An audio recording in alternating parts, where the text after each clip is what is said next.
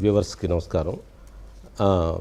విషయం ఏంటంటే విజయసాయిరెడ్డి గారు ఒక కంఫర్టబుల్గా చెప్పాడు ఈరోజు. అంటే కంఫర్టబుల్ ఇన్ ది సెన్స్ చాలా వాస్తవాలు మాట్లాడాడు, కొన్ని విషయాలు అర్ధసత్యాలు మాట్లాడాడు. ఇట్ ఈస్ ఎ మిక్స్ అనమాట. అర్ధసత్యాలు ఎక్కడ మాట్లాడారు, సత్యాలు ఎక్కడ మాట్లాడారు అనేది మనం అనలైజ్ చేయాలి. మీ అందరూ వ్యూవర్స్, మీ అందరికి తెలిసిన విషయాలే. ఎక్కడైతే తనకు ఇబ్బంది ఉంటుందో అక్కడ క్లవర్గా అర్ధసత్యం చెప్పాడు. ఎక్కడైతే తను ఇన్వాల్వ్మెంట్ లేకపోతే తనకి గౌరవం ఉంటుందో అక్కడ ఓపెన్గా మాట్లాడు. ఇది ఈజ్ వెరీ కామన్. మీరు ఓపెన్గా పలానా విషయం ఒప్పుకుంటే you have to face the consequence. అందుకని ఆ ఏరియాలో ఆయన కొంచెం కంఫర్ట్గా అర్ధసత్యాలు మాట్లాడాడు. మిగతా విషయాలన్నీ కూడా వాస్తవాలు. మాకు ఇన్సైడర్గా ఉన్నప్పుడు మేము కూడా చూసిన అంశాలు, చాలా అంశాలు కూడా ఆయన మా స్టాండ్ని, మేము చెప్పిన వాస్తవాలని ఇంకా ఆయన బలపరిచాడు. ఎందుకంటే ఈజ్ ది ఫస్ట్ పర్సన్ కదా. మేమన్నా కొంచెం దూరం లేకపోతే కొద్దిగా ఒక రకంగా సిద్ధాంతకర్త కదా ఆయన. ఆయన అసలు రైట్ హ్యాండ్ లెఫ్ట్ హ్యాండ్లా ఉన్నారు కదా. మరి ఆయనే చెప్పాడంటే మేము చెప్తున్నాం, గత చాలా కాలంగా మేము చెప్తున్నది, చాలామంది మిత్రులు చెప్తున్నవి, ఇవన్నీ కూడా ఆయన ఈరోజు కన్ఫర్మ్ చేశాడు.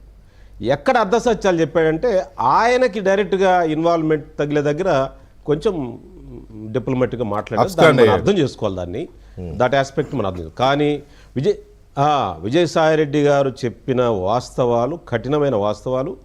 ఎంత వాస్తవాలంటే విజయసాయిరెడ్డి గారు తన భాషలో చెప్పాడు, నేను దేనికి లొంగేవాడిని, భయపడేవాడిని కాదని చెప్పాడు. ఆయన ఎవరికి భయపడిన అన్నాడు.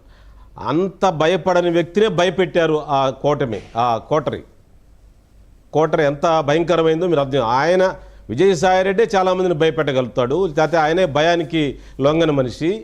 ఆయనే భయపెట్టారంటే వాళ్ళు ఎంత దుర్మార్గులు అంటే మీరు అది ఆలోచించుకోండి. నేను ఈ సందర్భంగా చెప్పదలుచుకుందంటే, మీరు అక్కడ ఒక నాయకుడు, అంటే నాయకుడు అనే సెన్స్ ఆయన్ని మూర్ఖత్వం అనాలనా, లేకపోతే అహంభావి అనాలనా, లేకపోతే కరుడుగట్టిన ఇంకేదన్నా ఒక తీవ్రమైన మనస్తత్వం ఉన్న వ్యక్తి అని చెప్పాలి. నాయకుడు పాంచ్ దుష్మన్, ఆయన చుట్టూ పాంచ్ దుష్మన్ ఉన్నారండి. ఏక్ లీడర్ పాంచ్ దుష్మన్. ఈ పాంచ్ దుష్మన్ అతన్ని మ్యానిపులేట్ చేస్తుంటారండి. ఆ పాంచ్ దుష్మన్ని ఏం చెప్తే అది జరుగుతుంది. అది ఆ పాంచ్ దుష్మన్ని వ్యతిరేకంగా చేస్తే they can mould the leader. అంటే ఆ మూర్ఖత్వాన్ని మౌల్డ్ చేసుకోగలరు, లేకపోతే అతని మొండితనాన్ని మౌల్డ్ చేసుకోగలరు, అతని యొక్క రావణాసుర మనస్తత్వాన్ని, దుర్యోధన మనస్తత్వాన్ని మౌల్డ్ చేసుకోగలరు, లేదంటే అతనికైనా ఇబ్బంది కల్పించగలరు. That is the capacity of the పాంచ్ దుష్మన్. ఆ పాంచ్ దుష్మన్ దెబ్బకి ఎంత గట్టిదంటే ఆ పాంచ్ దుష్మను, విజయసాయిరెడ్డి దాంట్లో విక్టిమ్. అది మీరు గమనించాలి. విజయసాయిరెడ్డి ఎక్కడ కంఫర్టబుల్గా మాట్లాడాడంటే, నాకు సంబంధం లేదు, ఏది కాకినాడ పోర్టు నాకు సంబంధం లేదు అన్నాడు.